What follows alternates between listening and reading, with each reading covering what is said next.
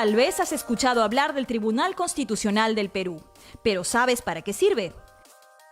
Primero hay que entender que a pesar de llamarse tribunal no pertenece al Poder Judicial, sino que es un organismo estatal autónomo e independiente.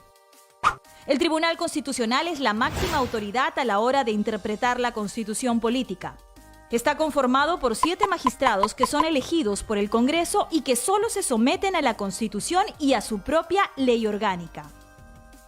La labor principal es velar porque todas las leyes y normas estén ceñidas a los principios constitucionales. Pero no solo las leyes, también las acciones del Estado y las de los particulares. Si alguna norma con rango de ley vulnera la Constitución, se puede plantear una demanda de inconstitucionalidad que será resuelta en única instancia. También existe el recurso de agravio constitucional que pueden presentar personas naturales o jurídicas cuando se les niega en el Poder Judicial sus demandas de habeas corpus, amparo, habeas data y cumplimiento. El Tribunal Constitucional es la instancia final y definitiva para resolver estos procesos. Si los poderes del Estado, órganos constitucionales autónomos, gobiernos regionales o municipalidades tienen discrepancias sobre sus competencias establecidas en la Constitución o sus leyes orgánicas, el Tribunal Constitucional resuelve el conflicto de competencia o atribuciones. El tribunal funciona en Lima, pero su sede legal es Arequipa. También realiza sesiones descentralizadas con el objetivo de acercarse a la población y así ejecutar con mayor eficacia su labor de guardián de los principios de nuestra Constitución. Si quieres saber más, visita nuestra web www.tc.gov.pe, donde podrás encontrar información sobre los procesos y resoluciones.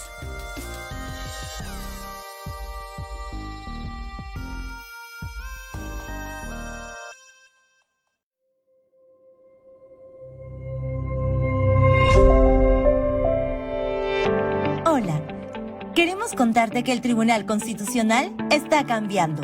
Los procesos orgánicos, es decir, los que se presentan directamente en el tribunal, ya son 100% digitales. Todo el expediente digitalizado y el ciudadano pueda revisarlo desde un computador, ya sea de su hogar o de una oficina. Le permite a ellos poder hacer la lectura del expediente y de todos los escritos. El avance de la tecnología nos permite también digitalizar en menos de 24 horas todos los expedientes que llegan del Poder Judicial, gracias a los 5 escáneres adquiridos a través del programa Eje No Penal del Banco Mundial. Estamos digitalizando todos los expedientes que llegan del Poder Judicial, que son las de tutela de derecho, ¿no? Los procesos de amparo, los procesos de cumplimiento, los habeas data y los habeas corpus. Al 100% llegamos a digitalizarlos el año pasado, en noviembre del 2021.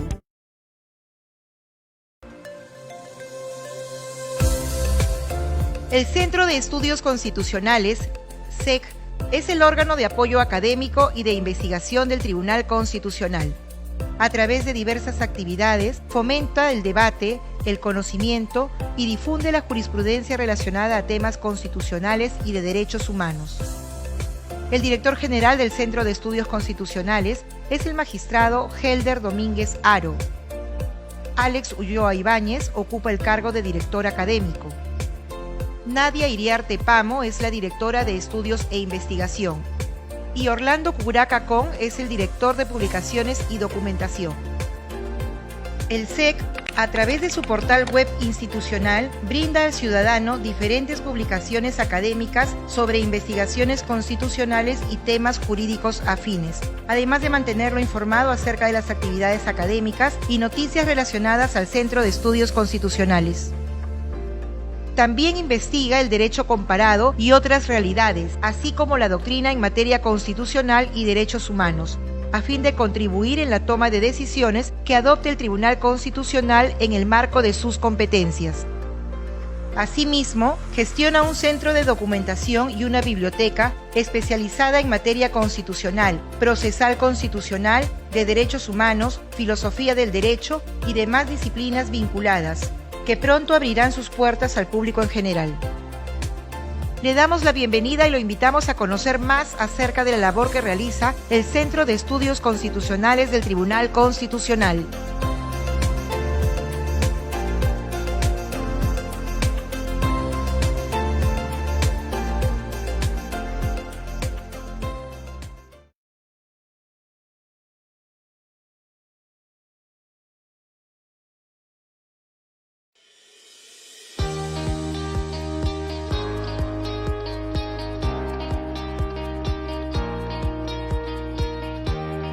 Conferencia: Importancia de la bioética para el derecho e importancia del derecho para la bioética.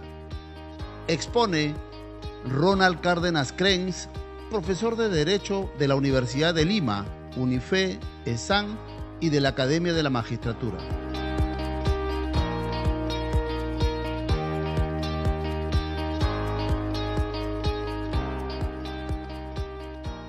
Le saluda Alex Ulloa, director académico del SEC, y a nombre del magistrado Elder Domínguez Haro, les damos la más cordial bienvenida a la conferencia titulada Importancia de la bioética para el derecho e importancia del derecho para la bioética. Esta tarde tendremos la oportunidad de escuchar y plantear preguntas al destacadísimo profesor Ronald Cárdenas Crens, a quien le extendemos nuestro agradecimiento por haber aceptado la invitación que en su oportunidad le hiciéramos llegar. También agradecemos a nuestros distinguidos participantes que el día de hoy han reservado un espacio de tiempo en sus agendas para acompañarnos en esta reunión académica. El doctor Ronald Cárdenas Crens es abogado, magíster en bioética y biojurídica, magíster en Derecho Civil, doctorando en Derecho por la Universidad Nacional Mayor de San Marcos, doctorando en Derecho por la Universidad Pública de Navarra y la Universidad de Salamanca. Es profesor de Derecho de la Universidad de Lima, UNIFE y ESAN, así como de la Academia de la Magistratura. Ha sido superintendente de los registros públicos y presidente del Consejo del Notariado, considerado por UNESCO en Relación Mundial de Expertos en Ética, Who is Who in Ethics, Global Ethics Observatory, miembro de la Academia de Derecho y Ciencias Sociales de Córdoba, miembro de la Pontificia Academia para la Vida. Ha sido moderador de seminarios de la Fundación Alemana Friedrich Naumann, colaborador del diario Clarín de Argentina, corresponsal en el Perú de la revista Perfiles Liberales e investigador del diario El Comercio, así como autor de diversas publicaciones. En consecuencia, dejamos en el uso de la palabra al profesor Ronald Cárdenas Crens. Bienvenido, doctor.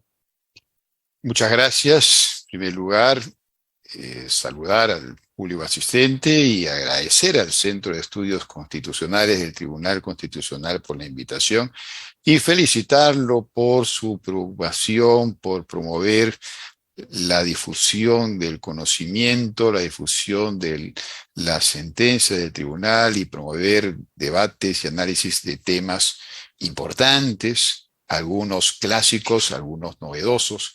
Y creo que es particularmente relevante que el Tribunal Constitucional dedique un espacio específicamente al tema de la bioética. Tema muy importante, pero que es todavía muy poco conocido entre los juristas, entre la gente del derecho en general, ya que ha sido una disciplina que ha aparecido muy vinculada de repente con la medicina, de repente con la psicología, de repente con la filosofía, y que, pues por lo menos en nuestro medio, ha tardado en hacerse espacio y recién se va abriendo espacio, todavía mostrando una gran necesidad, una gran falencia en el conocimiento del tema. Por eso es muy importante que el Tribunal Constitucional se haya preocupado por desarrollar un evento de este tipo. La bioética constituye sin duda uno de los temas fundamentales de nuestro tiempo. En sus predios pueden encontrarse tanto la inquietud científica como la preocupación social, la reflexión intelectual como la inquietud tecnológica. Se dan encuentro también allí lo ético con lo jurídico, lo individual con lo colectivo, lo reflexivo como también lo práctico. Ahora bien, empecemos hablando un poco acerca de la bioética y debemos decir que es una disciplina en verdad bastante joven comparada con el resto, ya que apareció hace poco más de 50 años. Sin embargo, el término bioética fue acuñado por Fritz Jars, quien más o menos por 1927 lo utiliza en un editorial de la revista Cosmos, en donde planteaba la necesidad, la importancia de un análisis de las relaciones éticas de los seres humanos con los animales y las plantas, desarrollando la idea o visión de un imperativo bioético universal. Pero, como disciplina, el origen de la bioética se vincula con Van Rensselaer-Potter, un bioquímico y oncólogo norteamericano, profesor de oncología en la Universidad de Wisconsin, quien primero publicaron un libro, primero publicaron un artículo de un libro llamado Bioética, un puente hacia el futuro, el año 1971, en donde plantea una interrelación de la ciencia con las humanidades, apareciendo la bioética como un puente entre uno y otro, ofreciendo una nueva disciplina que combina el conocimiento biológico con un conocimiento reflexivo de los sistemas de valores humanos. Si quisiéramos definir la bioética, hay en verdad varias perspectivas, podemos decir, siguiendo a Sergio Castro, que es una reflexión sistemática acerca de las intervenciones del hombre respecto a los seres vivos. Una reflexión que se plantea el objetivo específico de identificar valores y normas que guíen la actuación del ser humano, la intervención de la ciencia y la tecnología en la vida misma y en la biosfera. Hay que decir aquí que la bioética tiene distintas dimensiones. Una que tiene que ver con el ser humano mismo y otra que tiene que ver con el espacio en general en donde nos desarrollamos los seres humanos. Por su parte, Garza dice que la bioética se centra en el estudio de los problemas éticos que plantea el desarrollo de diferentes ciencias y tecnologías que pueden aplicarse o incluir o modificar la vida humana, ¿no? Podemos decir también, sintetizando un poco distintas ideas, que la bioética trata sobre la conducta moral del ser humano con relación a la vida en sus más diferentes manifestaciones.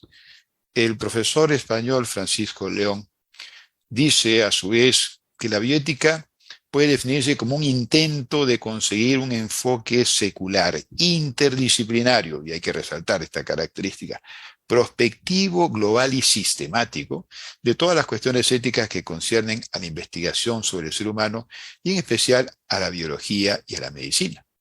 Entonces, estamos ante una disciplina que estudia sistemáticamente la conducta humana en cuanto a la protección de la vida y el cuidado de la salud en función de ciertos valores fundamentales.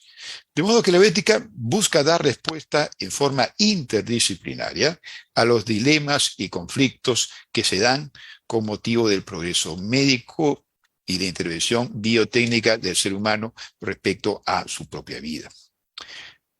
De esta manera, la bioética tiene que ver con la defensa de la integridad y la dignidad del ser humano frente a la investigación científica, lo hemos visto en la pandemia, por ejemplo, los tratamientos médicos y el impacto de las nuevas biotecnologías, que es ciertamente enorme, inquietante y fundamental.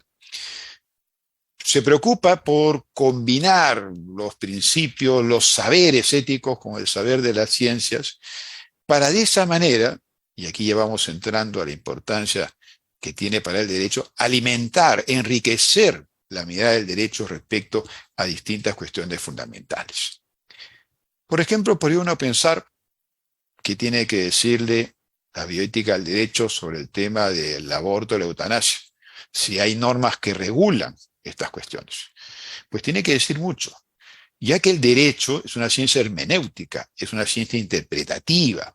Y para poder interpretar, el jurista, aquel llamado a resolver un caso, pues necesita tener una formación lo suficientemente amplia como para abordar estas cuestiones tan sensibles y tan delicadas. Porque además, hoy en día se nos plantean distintas cuestiones que demandan un análisis multidisciplinario. Por ejemplo, si preguntamos a cualquier persona para qué se hace la donación de órganos, cualquiera contestará para salvar vidas. Y sí, claro, la donación de órganos es para salvar vidas. Sin embargo, hoy en día existe ya la posibilidad del trasplante de útero. Es decir, una mujer tiene problemas para concebir, vinculados pues de repente con algún problema o la ausencia del útero, entonces le puede pedir a una amiga que, entre comillas, le preste su útero, luego sale embarazada con ayuda de la ciencia y después devuelve el útero a la amiga que se lo prestó. Obviamente estoy sintetizando esto en forma muy simplista, pero quiero ser bastante gráfico. Entonces aquí viene la cuestión: ¿debe permitirse el trasplante de útero? Fíjense que si una mujer tiene problemas para concebir, eso no es algo que atente contra su vida. En este caso, la donación no es para salvar la vida de una persona. Tiene otro contenido. Entonces, ¿debe permitirse o no debe permitirse? Ahí hay una cuestión que el derecho no la resuelve. Como tampoco el derecho dice qué pasa si nacen 12 meses y hay que separarlos y solamente uno puede vivir porque comparten un solo corazón. ¿A cuál salvamos? Podríamos pensar al que tenga más posibilidades de supervivencia. Muy bien. Pero supongamos que los dos tienen las mismas posibilidades. ¿A cuál salvamos? Al que los padres escojan, al que los padres les parezca del sexo que ellos querían, al que tenga tal color, al que sea más bonito, al que tenga el pelo así, al que tenga el pelo así. ¿Cuál debe ser el criterio para ver qué vida se salva en casos terribles de este tipo? El derecho tampoco dice nada. Como tampoco dice nada el derecho de qué hacemos con los embriones congelados. Hay miles, millones de embriones congelados en el mundo. Y entonces muchos de ellos están abandonados. ¿Qué se puede hacer respecto a ellos? El Estado puede disponer de ellos, puede, entre comillas, haber una especie de expropiación. Ahora bien, podemos decir que esos embriones son seres vivos, tienen derecho a la vida. Pero entonces se plantea lo siguiente: imaginémonos una pareja que tiene un embrión congelado y le preguntamos, oye, ¿y tú vas a traer al mundo a ese niño que está congelado? Y esa pareja dice, no, no lo voy a traer, mira, la vida está muy complicada, la situación económica está difícil, hay mucha inestabilidad política en el Perú, que hay marchas y qué sé yo.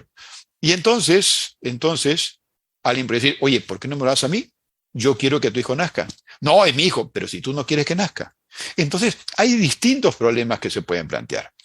La bioética viene en ese sentido a iluminar terrenos oscuros del derecho y de la interpretación jurídica, buscando coadyuvar, buscando ayudar para poder darnos mayores luces para resolver este tipo de situaciones.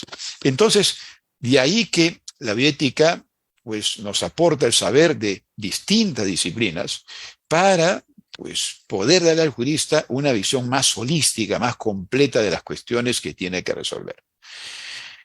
Se dice que la guerra es algo muy delicado como para dejarse a los generales. Bueno, pues igual hay cuestiones jurídicas que son demasiado complejas y delicadas para dejarlas a los médicos o dejarlas solamente a los abogados. Son cosas que tenemos que abordar en forma conjunta. Aparte de esto, vale aquí hacer notar la relevancia cada vez mayor de los comités de bioética que existen en distintas partes del mundo, en los lugares más desarrollados que entre nosotros, que asesoran a legisladores, asesoran a gobernantes, orientan a jueces y enriquecen a los juristas. Los comités de bioética cumplen hoy en día un papel fundamental en la solución de una serie de problemas. Dice la española María Casado que la bioética parte de reconocer la existencia de una pluralidad de opciones morales como característica de la sociedad de nuestro tiempo, por lo que se orienta a lograr un mínimo marco de acuerdo para resolver diversos conflictos. Y aquí entramos en una cuestión también importante. No se vaya a pensar que hay un consenso dentro de la bioética, no, hay distintas corrientes dentro de la bioética. Por ejemplo, están los bioéticos personalistas o los bioéticos utilitaristas, para mencionar solamente dos ramas de la bioética. Entonces, el hecho que haya distintas opciones morales, pues se refleja también muchas veces en la bioética. Claro que aquí la tarea es tratar de encontrar puntos de contacto, en tanto sea posible, como por ejemplo el principio de autonomía. Pero ese hecho de que haya una pluralidad de opciones morales como característica en nuestro tiempo que plantea Dora Casado, plantea que la bioética busque lograr un mínimo acuerdo para resolver diversos conflictos. Si no hay acuerdo, Entonces el derecho interviene para establecer los límites de lo permitido y lo no permitido. Pero aquí se nos plantea una cosa. Hoy en día vivimos en una sociedad en donde se piensa, equivocadamente, que pues cada uno tiene su ético, cada uno tiene su moral, que la moral depende de cada uno. Y eso es muy peligroso, porque si nosotros partimos de que la moral es algo que depende de cada uno, un pedófilo estaría haciendo lo correcto si él cree que lo que hace está bien. Un terrorista estaría haciendo lo correcto si él cree que está bien poner un coche bomba a matar personas. Entonces aquí hay que tener cuidado, porque no puedo decir tan alegremente que la moral depende de cada uno, eso es muy peligroso. Y fíjense cómo el derecho mismo reconoce que no es que hay varias morales, hay una moral, una. Por ejemplo, la Declaración Universal de Derechos Humanos habla de la moral, no habla de las morales. Entonces, existe una moral. El problema es cuál es esa moral. Ese es el problema. ¿Quién tiene la razón? ¿Quién está más cerca de definir qué es la moral? Los teleologistas, los kantianos, los subjetivistas, los contractualistas. Esa es otra discusión que va más allá de este evento. Lo importante es tener presente que hay que tener mucho cuidado. No se puede hablar de una pluralidad ética tan alegremente. Y hay otra cuestión también aquí interesante. El profesor Michael Sandel, profesor de Harvard, él plantea un debate que se dio en Estados Unidos.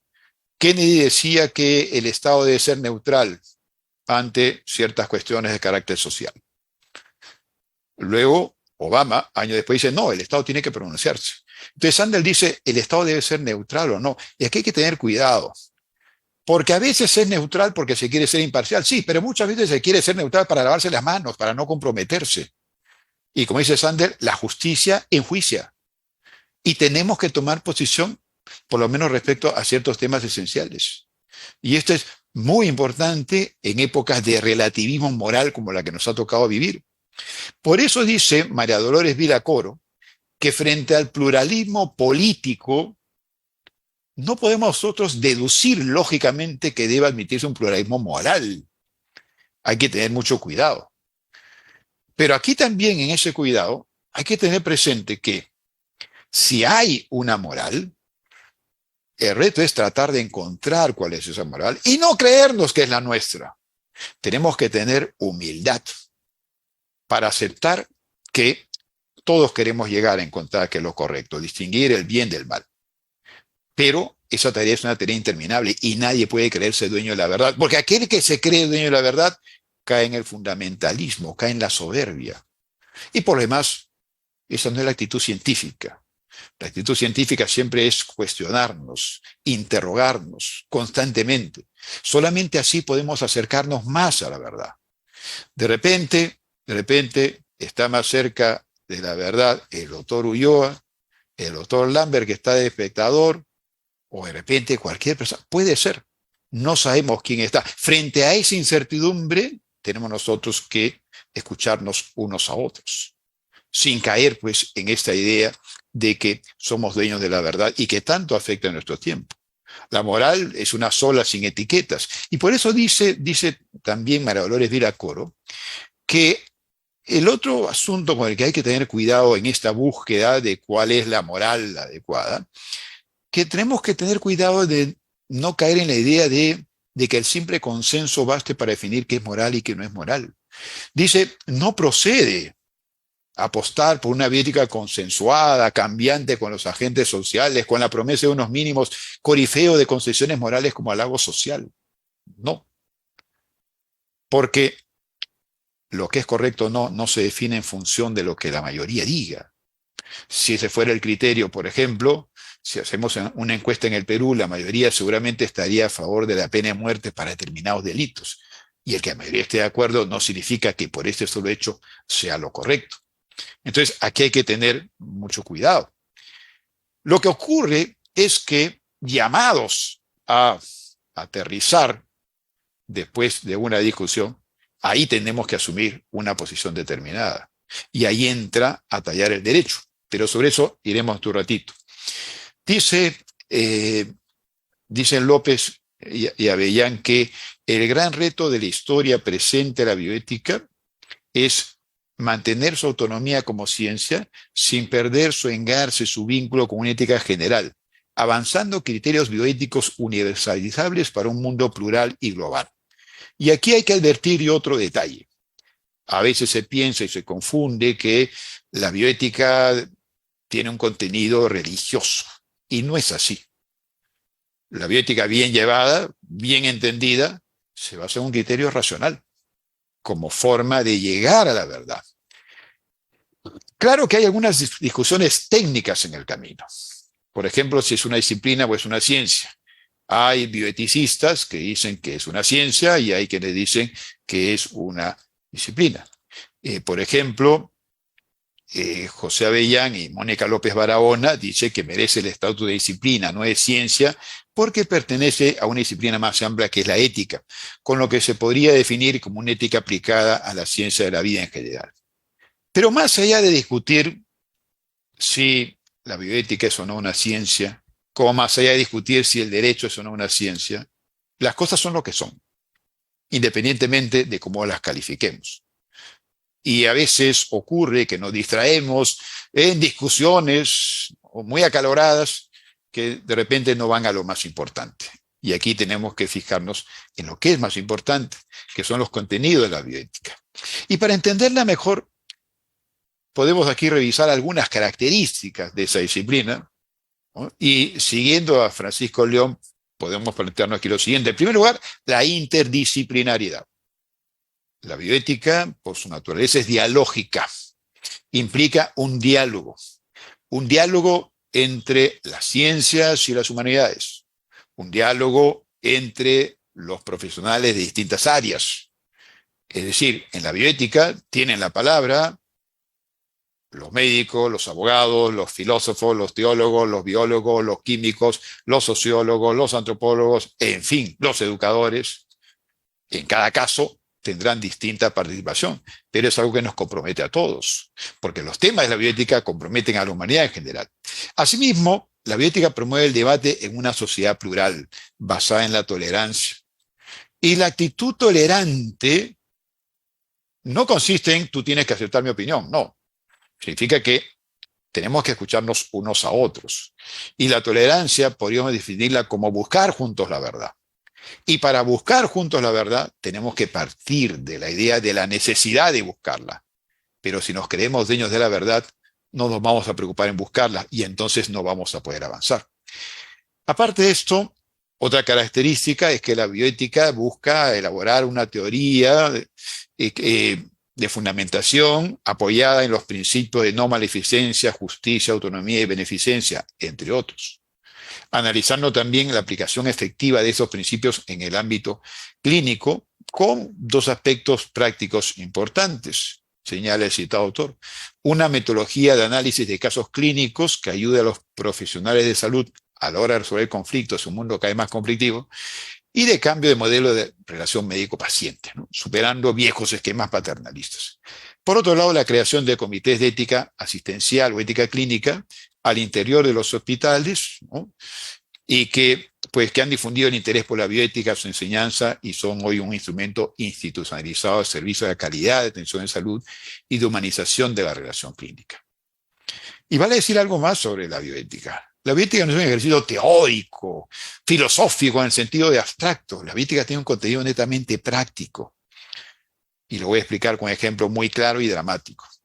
Tradicionalmente, cuando hablamos de aplicación de la bioética, recurrimos, por ejemplo, al dilema del tranvía o el dilema del tren, que es un caso hipotético planteado hace algún tiempo, que se ha ido enriqueciendo con el transcurrir de las décadas y que se utiliza para analizar el conflicto, las discusiones entre utilitaristas y deontologistas. Pero hoy en día no es necesario recurrir a ejemplos teóricos. La pandemia nos puso frente a frente, nos puso en nuestra cara estos conflictos, estos dilemas fundamentales. Cuando teníamos que asignar una cama en UCI y nos quedaba solamente una, había que definir un criterio. ¿A quién se la damos?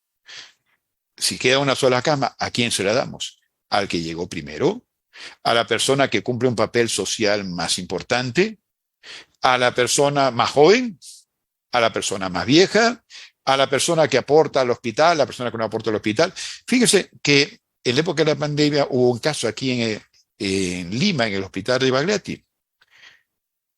De pronto quedaba una sola cama en UCI y llegan 2 pacientes. Uno es un señor de más o menos 50 años, un poco gordito, padre de familia, una persona común y corriente.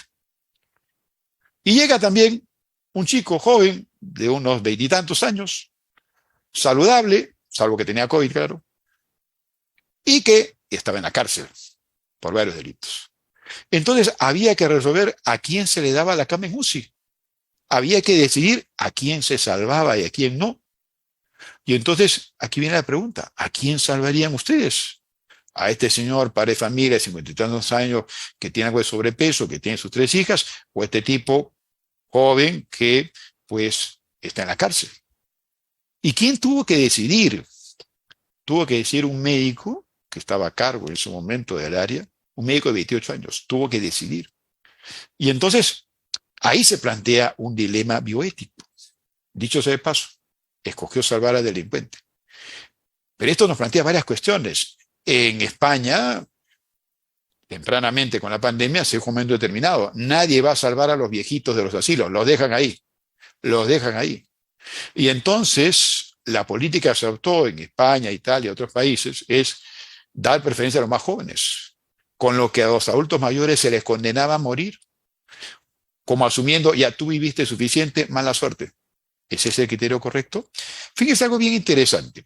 Cuando veíamos a quién asignar camas en UCI, dijimos los viejitos al último, a ver si alcanza, si no, no. Pero cuando empezamos a vacunar, vacunamos primero a los viejitos. ¿Por qué? ¿Será que nos dimos cuenta de que estuvo mal lo anterior? ¿O cuál es la razón? Yo conversaba con un médico, un reconocido médico, sobre el tema de las vacunas. Y me hacía la siguiente observación. Esto, cuando empezaron a llegar las vacunas. Digo, se está vacunando primero a los adultos mayores. Pero me decía él, en verdad, a quien debería vacunarse primero es a los jóvenes. Yo digo, ¿por qué? Porque los jóvenes son los que más transmiten las enfermedades, porque son los que salen a fiesta por aquí y por allá, y no los adultos mayores. Pero entonces, esa es otra discusión. ¿A quién se vacuna primero? En México se llegó a dar en abril de 2020 una directiva que decía, si hay 2 pacientes, será preferencia a que tengan mayores probabilidades de vida o algo así. Y si los 2 están iguales, ¿qué cosa dijo? Sorteo. Sorteo. ¿Está bien que se defina quién se va por sorteo? ¿El ser humano debe renunciar a su capacidad racional para dejar a la suerte de estas cosas? En fin, todos estos son dilemas bioéticos.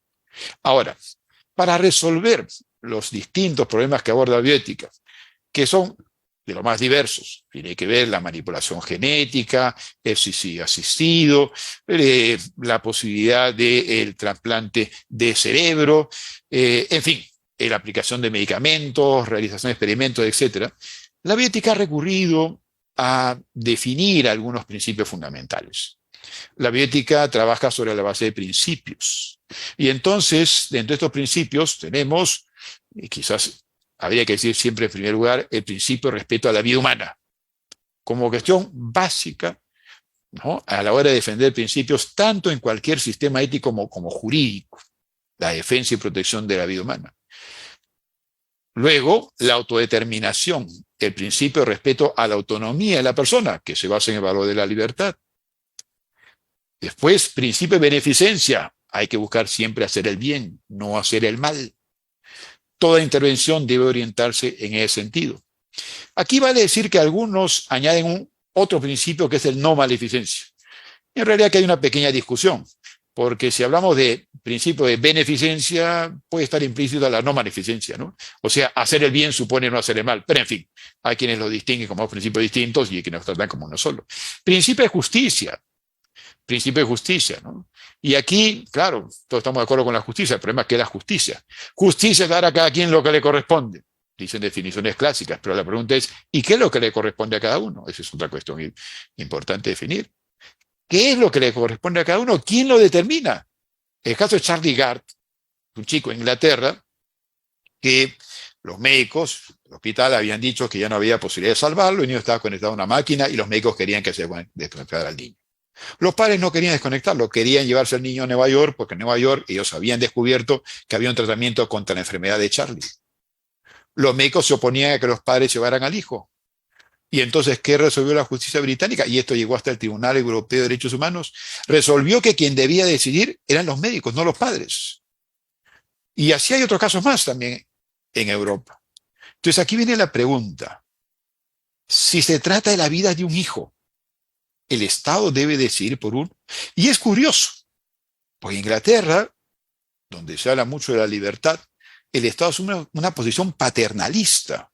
Y es un peligro en este tiempo. El paternalismo estatal, que pretende a veces resolver cosas que no le corresponden, que pretende meterse en cosas que corresponden a los ciudadanos.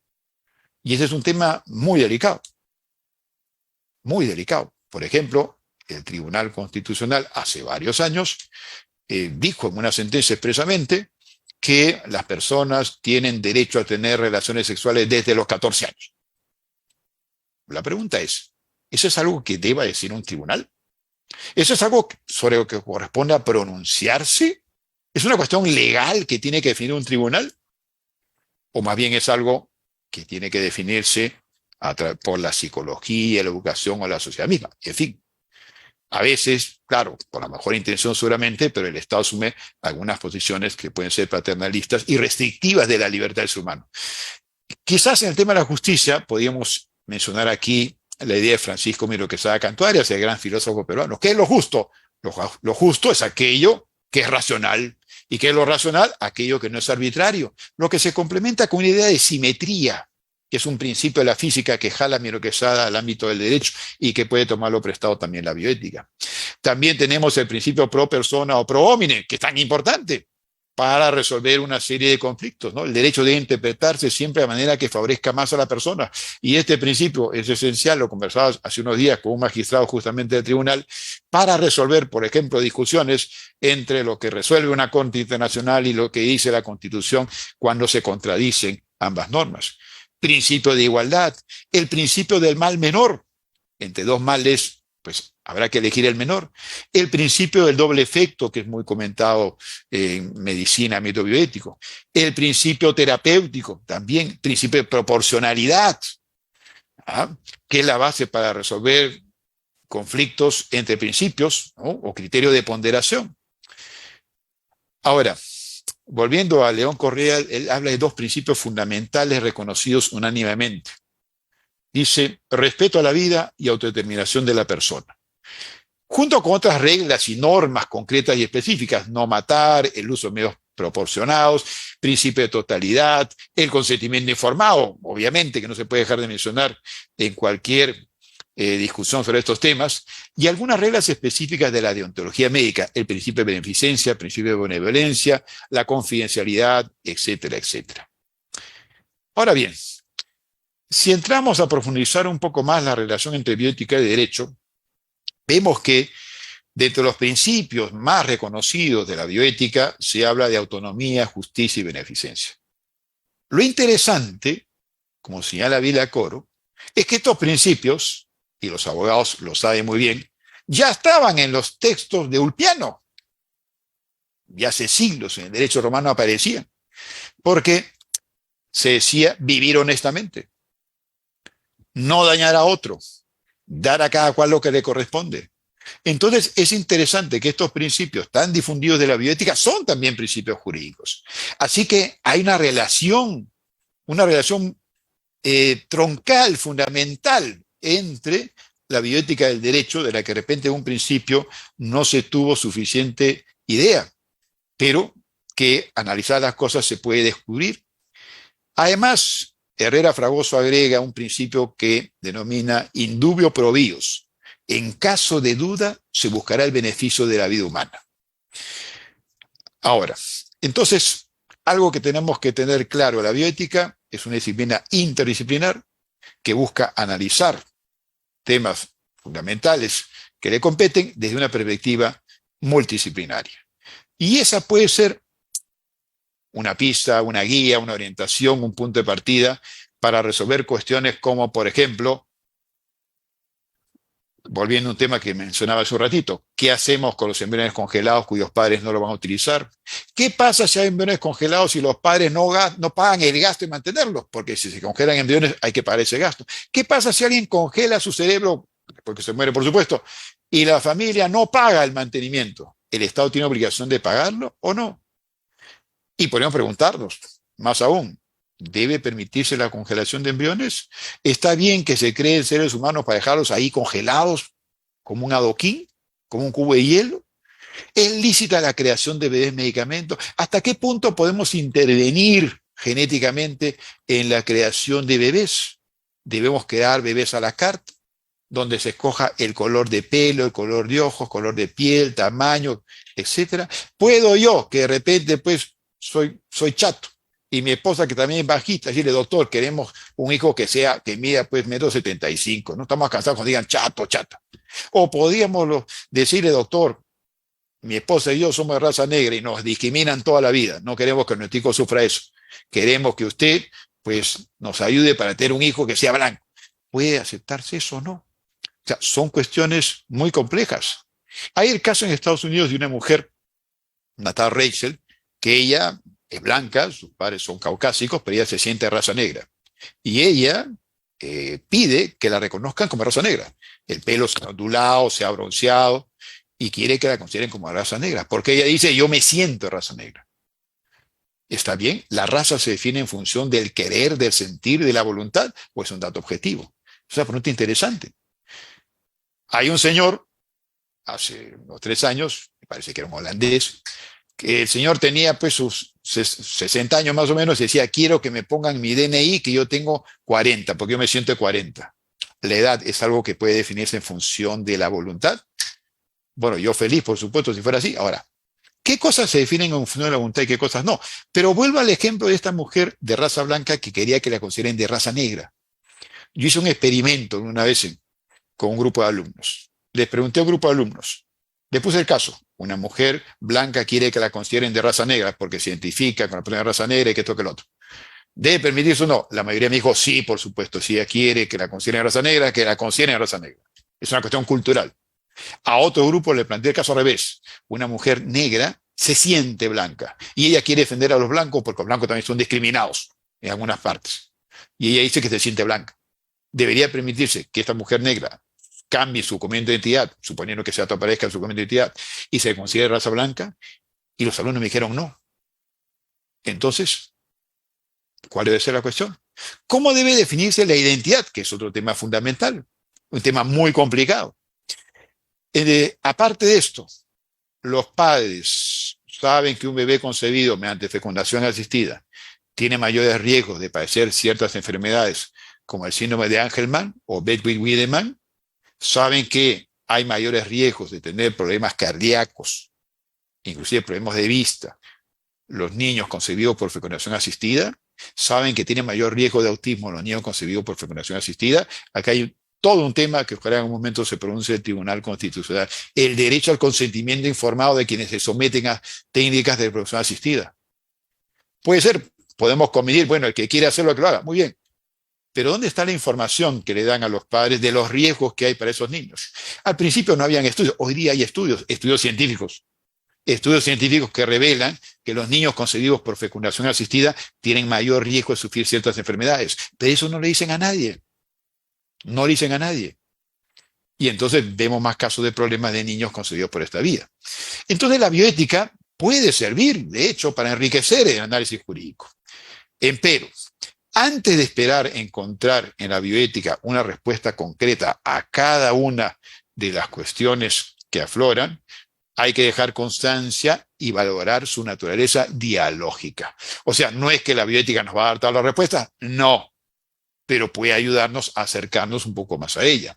Puede decirse aquí que la importancia de la relación entre bioética y derecho radica también en un elemento esencial de carácter universal, como es el hecho que los avances científicos tan notables hoy en día, avances biomédicos, afectan a cuestiones sociales de primer nivel, relaciones de parentesco y filiación, uso del cuerpo, tiempo de nacer, tiempo de morir, que pues necesitan regulación jurídica o que de repente tenían unas sido desfasadas. Entonces es necesario revisar posturas tradicionales del derecho, forzando la promulgación de repente de nuevas normas jurídicas o la revisión de las ya existentes. Por ejemplo, aquí viene otro tema interesante de discusión, el tema de los trasplantes de órganos, el tema de la cirugía estética, el tema del concepto de la medicina. Si preguntamos para qué sirve la medicina, cualquiera diría, la medicina sirve para curar, claro, sirve para curar. Y todos estamos de acuerdo, la medicina sirve para curar. Sin embargo, desde hace unos años ha aparecido una medicina del deseo. Ya la medicina no es solamente para curar, porque de repente tengo una pata de gallo, quiero que me la saquen. De repente tengo mucha barriga, quiero parecer que tengo menos barriga. O de repente la persona que quiere parecer más esbelta. O la persona que quiere que le reconstruyan el himen. O la persona que quiere que le hagan una cirugía para que la nariz sea más bonita. Entonces, ahí hay otro problema. Hay muchos casos de menores de edad que tempranamente se sometían a cirugías estéticas y que ha llevado a que se prohíba esto en Chile y en Colombia. Entonces, ¿cuáles deben ser los límites de esta medicina del deseo que va apareciendo? Es otra cuestión importante. Dice María Viracoro que la bioética puede servir no solamente para dar cimiento a las leyes, sino que puede prestar el gran servicio de clarificar las normas que el derecho no alcanza a definir. Ahora, vale decir que los términos ética y vida están subordinados muchas veces a la mentalidad de quienes los emplean. Y de ahí, repito, que puede haber interpretaciones contradictorias. Y entonces a veces puede ser que sea muy difícil llegar a acuerdos, por supuesto que sí, pero hay avances importantes. Tenemos una Declaración Universal de Bioética y Derechos Humanos de UNESCO del año 2005, que es una herramienta fundamental. Entonces, de lo que se trata no es es de reflexionar, sí, pero también de encontrar criterios, normas, principios que guíen el obrar del ser humano en la defensa de la vida, buscando leyes adecuadas para el desarrollo de la humanidad.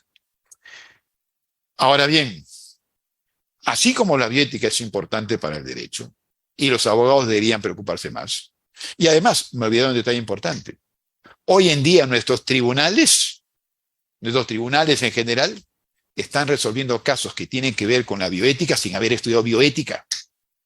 Porque la bioética no se estudia casi en las universidades. Son contadas las universidades en donde se enseña bioética. Y los magistrados, sobre todo en los niveles más superiores, no han estudiado bioética porque en su época no se enseñaba. Entonces, aquí hay una situación muy curiosa. Resuelven problemas bioéticos sin conocer de bioética. Y eso explica muchas sentencias contradictorias, muchas sentencias pues poco sustentadas que pues revelan la necesidad de un mayor estudio en estos temas, y más todavía cuando aparecen cosas más complejas, todo lo que viene con el transhumanismo, todo lo que viene con la neurociencia, son cosas que llevan a la necesidad de profundizar en este camino. Y no se trata simplemente de decir, usar la palabra bioética y que ya sea suficiente, no, hay que estudiarla, hay que profundizar en ella. Dice Rafael Velasco, da la impresión, hablando de la ética, que la ética, y la bioética no es la excepción, va detrás de los acontecimientos. Y cuando llega, la fiesta está comenzada y todas las invitaciones ya se han repartido. Se la recibe en muchos casos con un huésped inoportuno, que no se puede rechazar pero que no se quiere escuchar. Pues bien, algo similar pasa con el derecho. Llegamos a la fiesta cuando la fiesta ya empezó. Y el derecho va corriendo detrás de la ciencia para ver qué puede hacer para, pues, de alguna manera detener esos decibeles, ¿no?, que pueden causar tanto ruido. Ahora bien, es cierto que el derecho va por lo general detrás de las nuevas circunstancias, pero es que justamente detrás de nuestros ímpetus efervescentes, que son tan comunes, debe venir con paso prudente de la razón, para hacernos medir con cautela, frenéticamente, no frenéticamente, frenéticamente nuestros actos, para tomar conciencia de ellos e intentar adoptar las mejores decisiones. En este punto, quizás vale recordar que este actuar sobre una realidad ya producida es una característica del derecho en sí, y que las alternativas tampoco que sean mucho menos mejores, como dice Serrano, Ruiz Calderón y otros, ¿no? Por otro lado, la readaptación de las leyes y de los viejos conceptos es una vieja tradición del derecho con inmejorables resultados. En este punto, quizás sería deseable que unos no hiciéramos puntualizaciones indefinidas sobre elementos científicos como tampoco otros que hagan simplificaciones jurídicas. Pero lo más importante, quizás, que ofrece el derecho para la bioética, es que mientras la bioética está planeando y sobrevolando con relación a distintos temas, el derecho aparece para que la bioética aterrice en concreto. Podemos discutir si el aborto sí o no, podemos discutir si la eutanasia debe permitirse o no, pero finalmente el debate va a aterrizar en el derecho. Las grandes discusiones bioéticas terminan en los tribunales. Allí terminan. Allí se definen, para bien o para mal. Entonces, ¿es importante el estudio de la bioética? Sí, claro.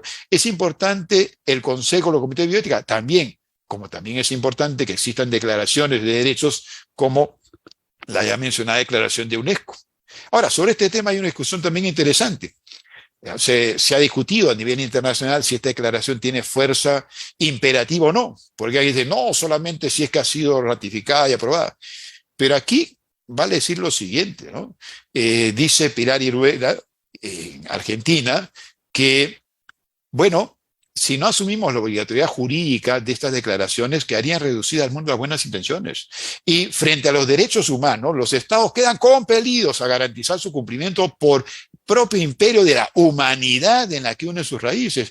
Y esto es así cualquiera que sea la forma que asuma el texto internacional. Ojo, agregando que las disposiciones de dicha declaración son de carácter universal, lo que implica que los principios que contiene existen más allá de su positividad, trascendiendo las simples percepciones de tiempo y espacio. Y ahí también se puede decir algo más. La bioética también nos ofrece distintos elementos y armas en contra del positivismo tan delicado. Potter decía que los valores éticos no pueden ser separados de los hechos biológicos. Y la bioética es ese puente que tenemos que transitar. Y un puente es un camino de dos vías. Entonces es importante ver el aporte de la bioética al derecho como el derecho a la bioética. Y no puede negarse que en el trasfondo de toda bioética, repito, hay una cierta cosmovisión, lo que se relaciona con una metafísica, como dice el profesor Armando Andret.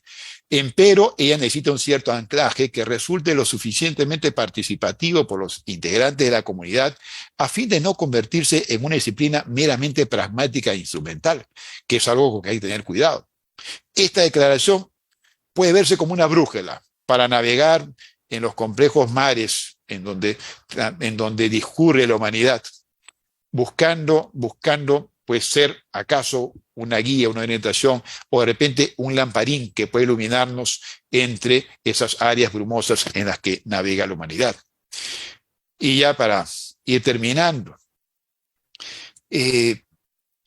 vuelvo aquí a citar a la distinguida filósofa, abogada y bioeticista María Dolores Vilacoro, tan vinculada con el Perú y ya fallecida. Ella dice lo siguiente, ella, siendo bioeticista, dice: es el derecho quien me ha permitido recuperar el suelo firme de la realidad que algunos filósofos sobrevuelan.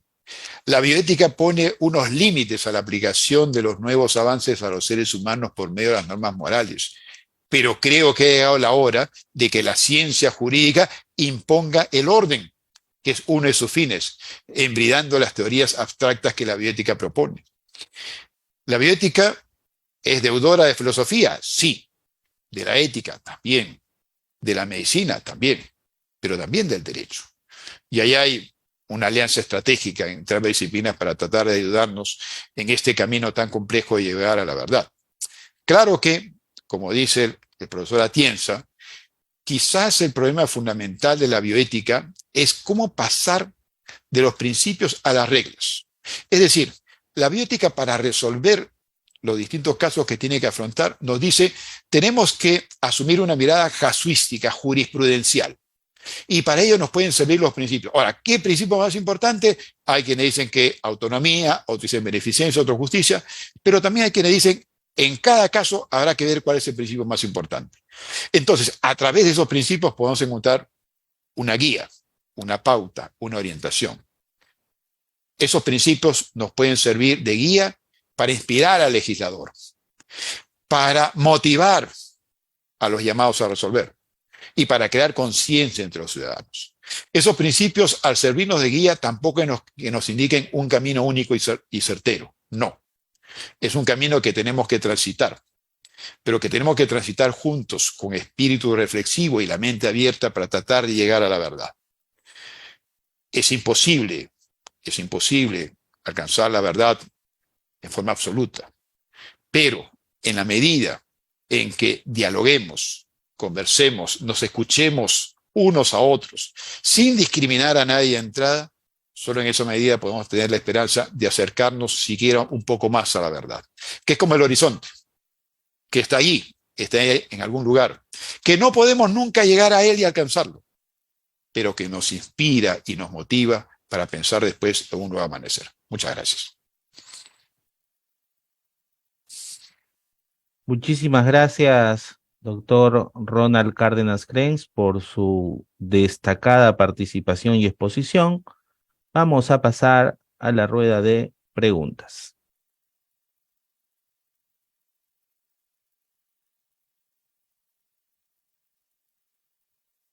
El señor Paul Rodolfo Severino Hernández, ¿cuáles son las consecuencias de la maternidad subrogada desde la bioética? A ver, en realidad hay distintas posturas. Hay quienes ven la maternidad subrogada como una forma de ayuda a la mujer que quiere ser madre y no puede serlo por distintas circunstancias. Pero también hay quienes ven la maternidad subrogada como una forma de cosificación de la mujer, como una forma de instrumentalizar a la mujer, de convertirla en un medio para lograr un fin determinado. Entonces, depende aquí de la perspectiva bioética que tengamos. Una perspectiva utilitarista nos diría que el fin justifica los medios. Una perspectiva personalista nos diría, recordando a Kant, que todo ser humano debe ser tratado como un fin y no como un medio. Lo importante aquí es, primero, decirle a las personas que es importante, antes de someterse a un procedimiento de este tipo, conocer los alcances. Es un derecho del paciente conocer los alcances de cualquier tratamiento y que le den noticia a los alcances debidamente informado para que la persona decida. Pero de nada sirve decidir si no estoy informado, si la información es sesgada, si la información es limitada. Pero también es importante aquí un ejercicio reflexivo, un ejercicio de encuentro con nuestros propios valores para tratar de hacer lo correcto. No dejarnos llevar simplemente por el ímpetu o la posibilidad de hacer algo, ¿no? Tener presente que no todo lo técnicamente posible es éticamente aceptable. Pero esto demanda aquí una reflexión serena, prudente, ¿no? Que muchas veces no se da. Producto de las circunstancias, producto también de, y este es otro problema que se da en la bioética, de intereses económicos y comerciales. Por supuesto, que hay muchísimos. Entonces, esos intereses hacen que muchas veces al paciente no se le digan las cosas en forma completa. Y eso puede llevar a situaciones muy delicadas. Por ejemplo, en un caso de fecundación asistida, hay que explicarle a la persona que pues, puede haber el síndrome de hiperestimulación ovárica. Hay que explicarle los problemas de salud que pueden tener los niños nacidos por esta vía. Y aquí hago una precisión. Ojo. Tampoco es para asustarse, ¿no? De repente alguno de ustedes tiene una prima que está embarazada por fecundación asistida. Oye, tu hijo van a hacer con tal cual. No es así. O sea, simplemente para graficar el asunto. Si el porcentaje, ¿ya? La cifra no es exacta, simplemente a manera de ejemplo. Si el porcentaje de que un niño contraiga una enfermedad X es de 3 por cada 1000 en una reproducción ordinaria, en una fecundación asistida, ese porcentaje de repente no va a ser 3%, sino va a ser 3.8 o 5%. ¿Ya? Depende de qué estemos hablando. Como decía, hay estudios que hablan de problemas vasculares, problemas de autismo, problemas de la visión, distintos tipos de problemas. El porcentaje va a ser mayor o menor según el caso, según el tipo de problema sobre el que hablemos. Pero repito, esas son cosas que deberían difundirse para que las personas decidan con la mayor cautela y teniendo en cuenta algo que también es esencial en esto, y no puedo dejar de decirlo. La libertad implica responsabilidad. Y la libertad no significa hacer lo que uno quiere. La libertad tiene que ver con hacer lo que uno debe hacer. Y para eso es necesario una reflexión ética seria e informada. Muchas gracias. Siguiente pregunta.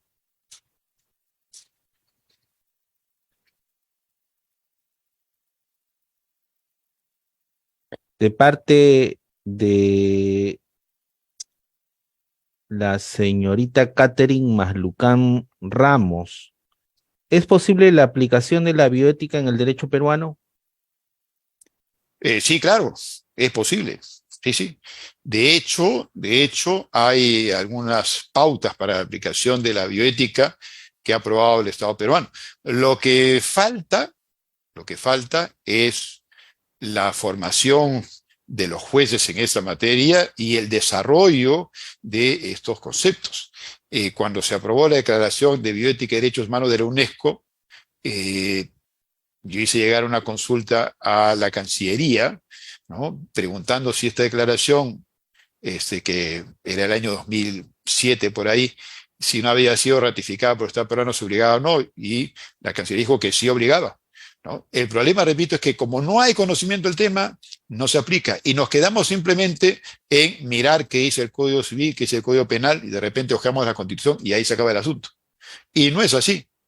Hay problemas sumamente complejos que trascienden ellos, ¿no? Y por eso es muy importante que los jóvenes le presten atención al tema, ¿no? Y se interesen y se especialicen. Hoy en día hay maestrías en bioética aquí en el Perú y en el extranjero que pueden servir para ilustrarnos mejor, tener una visión mucho más completa, repito, mucho más holística de estos temas, porque a veces se resuelve por puro pragmatismo, por pura intuición o por positivismo absolutamente puro. Y aunado a lo que usted acaba de comentar, podemos plantear la pregunta de la señorita Brunella Díaz Cisneros. ¿Qué actitudes, acciones podrían tener los jóvenes frente a un consenso erróneo en determinada área de la bioética? ¿Qué materiales recomendaría para iniciarse en la misma y en la defensa de la vida? A ver, respecto a lo último, bueno, voy a poner acá mi correo, ¿ya? Y ahí me escriben y ahí con todo gusto les puedo mandar cualquier información sobre cualquier tema o cualquier punto que hemos tratado. ¿Ya? A ver, aquí está, ahí está. O también me pueden escribir por las redes sociales. Pero, ¿qué pueden hacer los jóvenes? Yo digo lo siguiente. Primero, escuchar. Escuchar al que piensa distinto. No ir a pelearnos de frente. ¡Ah! No, no, no. Escuchar. Ver qué razones tiene la otra persona. Segundo, pues estudiar, profundizar, capacitarse. Pero para que eso funcione, uno tiene que meterse a estos temas con la idea de que, bueno, yo tengo mis conocimientos, tengo mis ideas, las voy a someter a revisión. Porque si yo empiezo a estudiar algo con la mente cerrada, es imposible. Yo tengo que abrir mi mente, decir, a ver, voy a sumergirme en este tema y de repente cuando salga mantendré mi misma idea, pero mucho más fortalecida, mucho más sustentada, o de repente la voy a cambiar. Pero creo que cualquier cambio empieza por nosotros mismos. Entonces es importante tener esa actitud abierta. Luego, promover el diálogo, la discusión, el debate, ver casos prácticos. Por ejemplo, miren, un caso muy gráfico y muy triste, y se los planteo a ustedes, es el siguiente. Todos vimos el año pasado este terrible accidente en el aeropuerto, ¿no es cierto? Hay un simulacro de los bomberos, sale el primer coche bomba, o la autobomba, sale el segundo autobomba y sale una camionetita detrás. El primer vehículo entra a la pista, ¿no es cierto? Y viene el avión de LAN y choca. Muy bien, ahí hay un detalle en el que nadie se ha percatado, yo ahí quería detenerme. Fíjense ustedes lo siguiente, piensen en los bomberos que iban en el segundo vehículo. Imagínense que ustedes son los bomberos del segundo vehículo y acaban de ver que el primer vehículo en donde iban sus colegas ha sido impactado por el avión. Y entonces viene aquí la duda. ¿Qué debo hacer? ¿Debo ir a salvar a mis colegas que acaban de tener un terrible accidente? ¿O debo ir detrás del avión para salvar a los pasajeros porque de repente el avión se incendia? Ese es un dilema ético. Ese es un dilema bioético. Y es muy importante porque ese drama lo tuvieron los bomberos que iban en el segundo vehículo. Tuvieron ese terrible drama. Tuvieron que decidir a quién salvamos, a nuestros colegas, a nuestros compañeros o a unos desconocidos que van en el avión. Y ellos decidieron ir a salvar a los pasajeros del avión.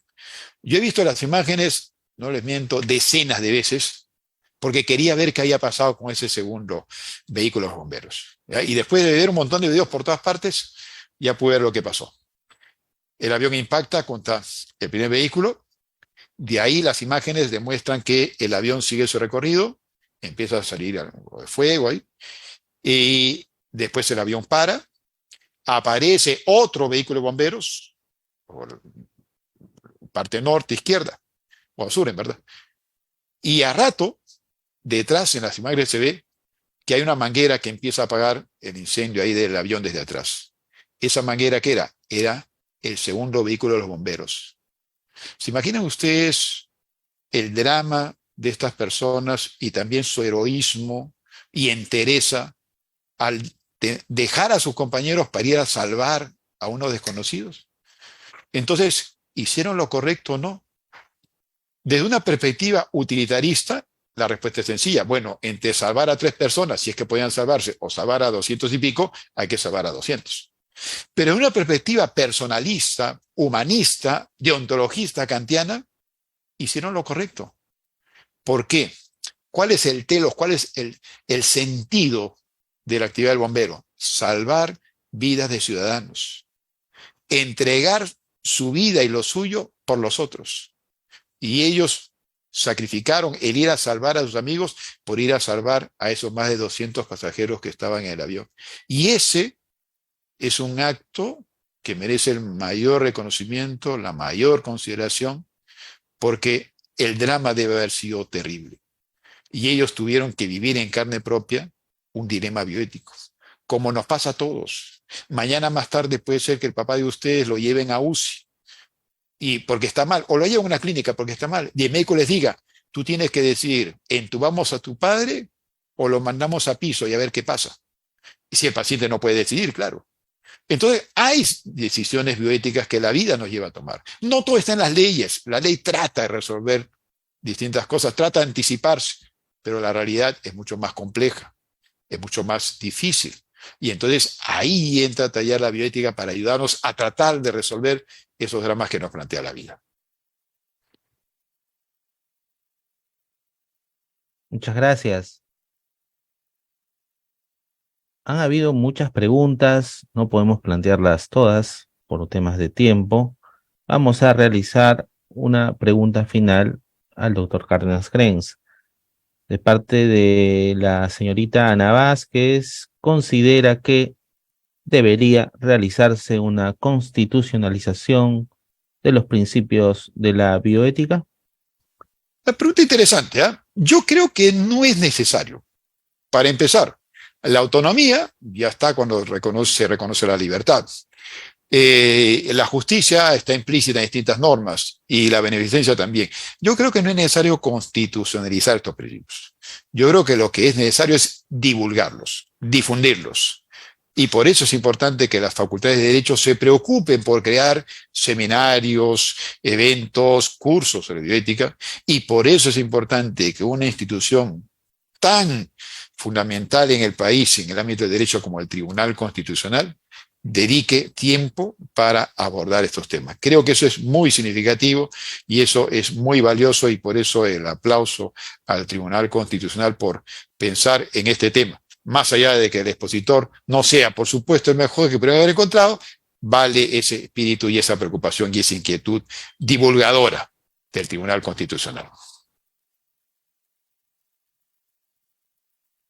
Muchísimas gracias, apreciado profesor, por sus palabras finales.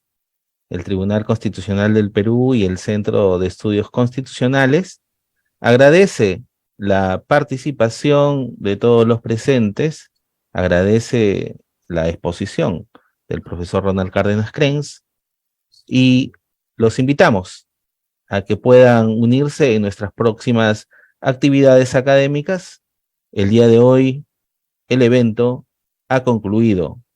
Muchísimas gracias. Muy buenas noches. Buenas noches, gracias. Muchas gracias.